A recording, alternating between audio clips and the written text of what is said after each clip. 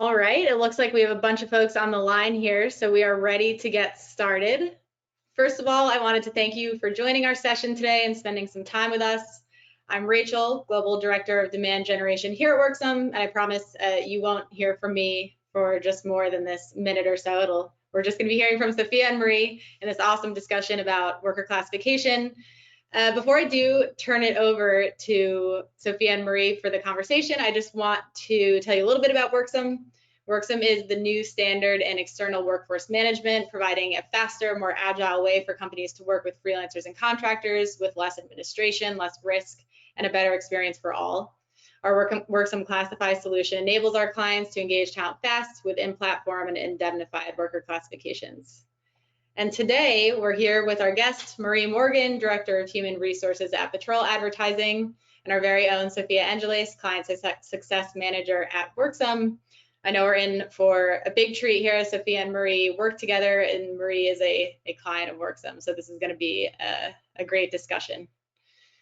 So we're going to dive into really a bunch of things worker classification, and specifically Marie's experience and her learnings from a worker misclassification penalty. If there's time at the end, we will have opportunity for Q&A, so please just submit your questions in there. And if there's not time, we will take them off and we'll be able to answer them at a later date. The webinar is being recorded, and a copy of the recording will be provided following the webinar in the next couple of days or so. And so without further ado, Sophia and Marie, I will turn it over to you. Awesome. Thank you so much, Rachel. I'm super happy to be having this chat with you, Marie. I feel like we just saw each other this week, but the last time we saw each other in person like last year.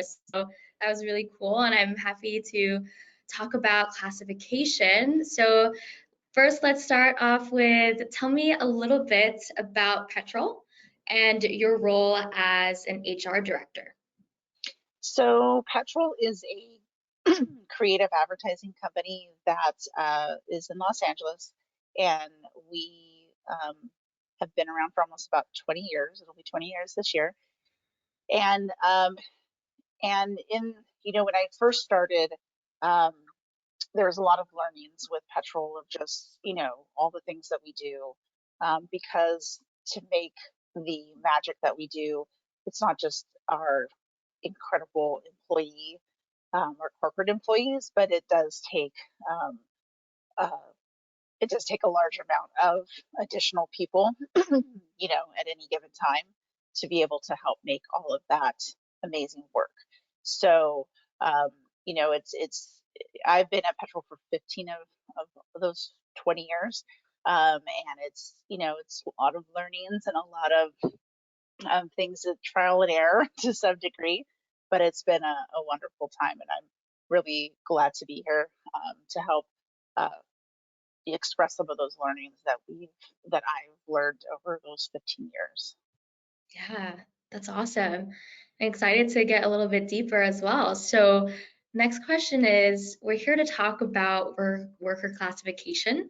And so what have you seen or heard happening in California right now when it comes to that?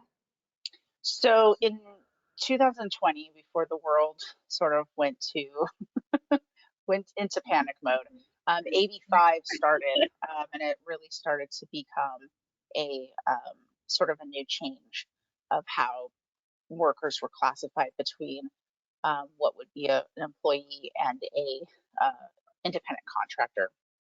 And AB 5 really sort of outlined some pretty strict lanes of how you define those two. And so it's definitely, when the pandemic hit, obviously the world was was going in a different mode. So the government wasn't as heavily handed with, going after people for AB 5. But now that we are coming out of the pandemic, and things are changing for the better, I do foresee the government sort of going back and kind of starting to do audits and whatnot for what that looks like. Right, yeah. a lot has happened. And so I guess from that experience with worker classification and what has been your experience with worker classification, and can you tell us a little bit more about that 90K fine and So just give more context yeah, around yeah. So what happened was in our in a lot of the industries and in advertising, obviously there's people that come and go, and if you do production, um, a lot of people um, over the years have just learned to send invoices across the board, and what ended up happening was that um, if you are on the government's radar, they will audit you back for 3 years. And that? that is what ended up happening with us. Um, and I think it actually was we at that time I kept pretty, because I also did accounting at that time because we were small enough. Mhm. I kept pretty good tabs on as best as we could to how we did stuff. Um, and so with our CPA, we had to sort of look back and look at all of these things. And we actually walked away with a pretty low amount comparatively to our industry. Most people are in the six figures. And Mhm. so, and it was a change. It was a learning. It was a learning for us. And once we did that, we had to sort of change the whole process um, of how we looked at um, workers, um, independent contractors, and how they came on board, or how we sort of communicated with them, and that began the process. And it was in the beginning very difficult because you're changing a process that people who are getting paid have done the same way all Mhm. maybe potentially all their career, and it was difficult. It was a shift in you know communication and explaining a lot, and a lot of frustrations on their end Yeah. that we had to listen to. Yeah, I think like now with the whole impact on, especially when it comes to legislation around external talent and classifying them and things getting more and more refined these days, how do you handle these types of cases when it comes to making sure that you don't come across misclassification again? Um, it starts with having a good process. That's the first and foremost, is that you got to get a process together. It will probably redefine itself over the course of over the years, because you know compliance happens, and AB5 was a pretty big shift, but they've always come out with new things here and there to sort of follow. But it really comes down to starting with um, a good process, and making sure that everybody's on board and everybody understands, because not everybody has an HR team, or they have a place where they can go with regards to um, a resource for a vendor. Some people will just pay them, as an independent contractor, and it just, you have to be mindful of everybody being on board, everybody understanding the rules, um, and just trying to make best the best decisions based upon your company, and based upon what the government says is the way to go. Right, it's true. So I suppose just having a really clear and defined process, not only internally but externally as well, when you engage with these external workers. Yeah. Right. Mhm. Any tips you would be able to give to those engaging contractors in California or really across the US, worldwide? Um, I think it starts with a lot of learnings. I think, if you have an employment attorney, it's talking to an employment attorney, this is if you don't have an HR person on staff already available, but talking to an employment attorney, um, talking to an outside HR consultant to make sure that you know the best way to start your process, especially if you're a new company and don't have a process in place. That's the best way to start one, and just really determining, um, you know, if you only have one or two vendor, like independent contractors, that's not, I don't think anybody's going to be coming after you. It's when you start to have multiple people and people start to, um, putting in for uh, insurance, for unemployment insurance. That's when it can get regulated, because if somebody is a independent contractor, they shouldn't be putting anything in for unemployment. So you got to know those rules. You kind of got to know the ins and the outs. Also, just again, just making sure that you're, webinars, any information that you can get. In California, there's California Chamber of Commerce, there's, SHRM. You can kind of just peruse, and SHRM actually tries to put it down in a layman's terms, so they're not trying to get you all confused. And they're really good to be able to help you understand. There's AB5 has an ABC test, but sometimes these other things that deal with independent contractors and either employees or what they also call co-employees, they are tools to help you, and it's really helpful to look at those, to be able to make sure that you are trying to classify people correctly, before you get into trouble. Nobody wants to have to do it after the fact. It's not fun. It causes a lot of frustration. Um, but if you can do it beforehand, before it gets to a point of no return, it's always best. Agreed. I guess in this situation, don't ask for forgiveness after, because that would definitely not help. So being prepared is always what's best, especially when it comes to classifying and dealing with just all of these employment laws. Is there anything else that you would like to add? I think the best thing to do oftentimes, is if you're unsure if somebody should be classified as a independent contractor, versus an employee, always go with an employee, because then you are, it's better.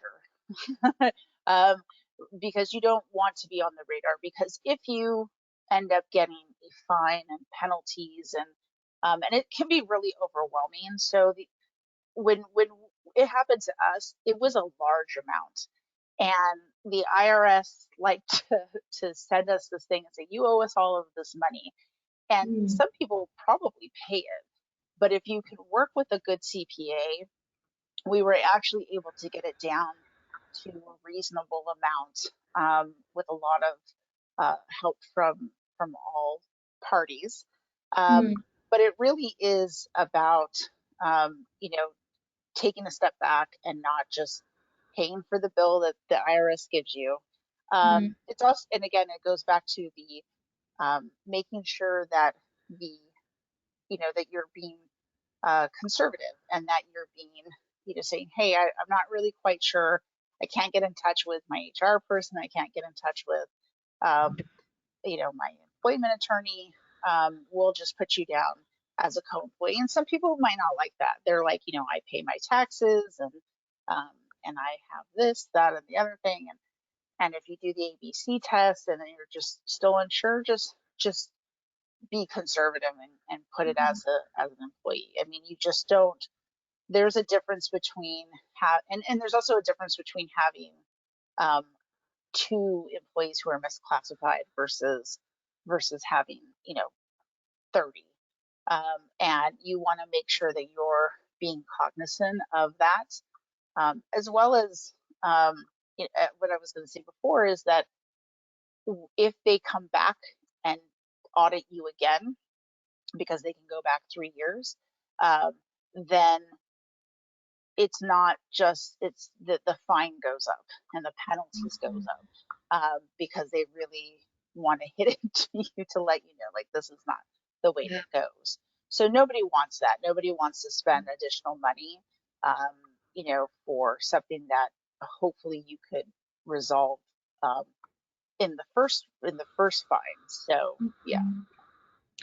Wow. And it's so crazy how they can go back 3 years and then that fine just like tacks on even more and increases. And so that's pretty wild. And I guess like overall encompassing making sure that you build a process around classification for your external talent so that you don't come across any of these situations. Yes, it's really important that everybody take this pretty seriously. Like I said, I haven't heard of anybody knocking on people's doors, the government, but that will change soon enough. And, once we start going, things get back to normal, whatever that looks like, then that will be the case. And, each state has their own laws too. So California obviously is very strict, and they define their independent, um, contractors and employees very specifically. But in other states, it's not so much. It's not, there's not as it's a little less defined. And so you just also need to make sure that you're being mindful of wherever you are to make sure that that's the case. But, again, so I always go by the most strict, which is California, and just sort of make sure that we're in compliance, and then we just sort of roll it over no matter where anybody is elsewhere. Right. Well, thank you so much, Marie. This was super helpful just to pick your brain around classification and working with external talent. And I'll pass it off to Rachel. Yeah, so we did have some questions come in, a bunch of good ones, and we'll probably just be able to get to a couple given the time frame. But please continue to submit them, and we'll get to them offline. But this one is good, I think. So, Marie, what was your experience building your classification process, and where did you start? And were there any roadblocks to be aware of, or things that came up that were unexpected? I mean, I think it starts off with, understanding what you do, in the sense of the type of workers that you have. And that's the first and foremost. Like, okay, so, and at that time it wasn't as strict. I mean, there's definitely some do's and don'ts, and there was guidelines, but now it's even more complicated because you have, does somebody have a business to business, exemption? Um, if I'm if I am a professional graphic artist and I have my own business, am I able to, get an exemption to work with a company who um, their main source of income, or what they do is graphic art, graphic art. So I think there is, you have to start with understanding, working with your, um, probably a labor attorney, employment attorney, to make sure that, kind of just checking in with them and saying, hey, we want to make sure that we're doing the best process for classifications. And then just really just starting that process and having a conversation with everybody who potentially could be hiring other people, and really make sure that, that is communicated, and also communicated outwardly to the vendor or the independent contractor, or who you speak to, because you have to let them know. A lot of people think, oh, I'm just going to send an invoice, and then, you know, when I have to, step in and say, oh, well, this, you don't really you don't really, make the classification for an independent contractor, you're going to have to be considered a co-employee. Some people are like chill and they're like, okay, that's fine. And then other people are like, what? I'm going to have taxes taken out. And it just gets really, frustrating for them. And I don't want to be frustrated. I don't want them to be frustrated, but it's also just, there's also at points where I'm just like, I can't make the, I can't change the rules. This is what AB5 stands for. So, and I think over the years, people have shifted. A lot of people understood, like, when you get a fine, like, this is just the way that it goes. And that's sort of how you start. I mean, that's how you sort of start the process. And again, it evolves, over time. And some people have different ways to do it. But I think over time, you just have to have an open mind to say, this is what we have to do, and this is to be compliant. And I think most people, at least now with us, tend to be pretty open-minded and understand, especially if you're an independent contractor. Some people we still get really annoyed that they have to have taxes taken out, but we just sort of explain to them, this is the rules that we are given and we have to comply by. Yeah, great advice. And so this other one we have here is, as a person in HR leadership, what's the best way to stay on top of worker classification regulation changes? I think a couple of things. I think, again, just towards the end of the year, I try to read as much what's happening just in HR law changes, because there's not always changes in classification per se, but I try to just stay abreast of big HR changes. And then what I try to do is, at the new year, try to have a conversation with our employment attorney and let them know, or ask them, like, hey, what are some things that we need to be aware of for our industry? Because we don't work in manufacturing, so should it be good that I learn some? Sure, just to have some sort of understanding, but I don't want to spend my time if that's not where I need to be. I want to make sure that in our industry, what is important for us and how to keep us compliant in the things that we do, especially classification. So I think it's just a matter of, just getting a bunch of information, kind of sifting through it. SHRM is a very good way of understanding. They have a lot of webinars that are specific to things that you're looking at, whether it be, payroll or, classifications and all of that. So it's really important to utilize tools to help you really understand what's expected of you in the new year, any year that you're going into. Awesome. All right, well, I think we are coming up on time here, and I would just like to thank Sophia and Marie for an awesome session. Thank you all for joining. Hope that was informative, and especially Marie, for sharing your experience on this really complicated thing, worker classification. We know the Department of Labor and IRS are likely only streamlining these kinds of investigations and penalties going into this year, and it's just something really important to be on top of. So really appreciate you sharing your experience with it. Again, the recording will be available in the next couple of days and will be provided via email. And if you'd like to learn more now, please feel free to reach out. You can also go to our website at worksome.com/worker-classification. Thank you, and have a great rest of your afternoon or morning. Thanks, everyone. Thank you. Bye.